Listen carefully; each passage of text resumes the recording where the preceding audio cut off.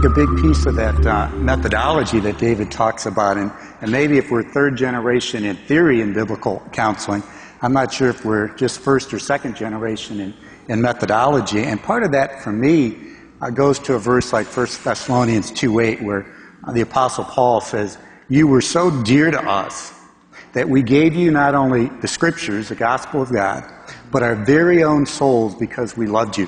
And I think sometimes we've been so prone to give people the Scriptures, which we absolutely have to do, that we've missed the plethora of biblical verses and theological concepts about how relationship is part of the change process. Speaking the truth in love, giving the Scripture in the soul. Philippians 1:9, where Paul says that our love must abound in wisdom and knowledge. And so I think that's a place we need to do continual work as those pastors who train biblical counselors, as professors in seminary, graduate school, and Bible college setting.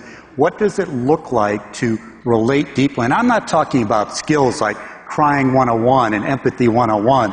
I'm talking more about what we like to call it at the seminary where I teach, relational competencies.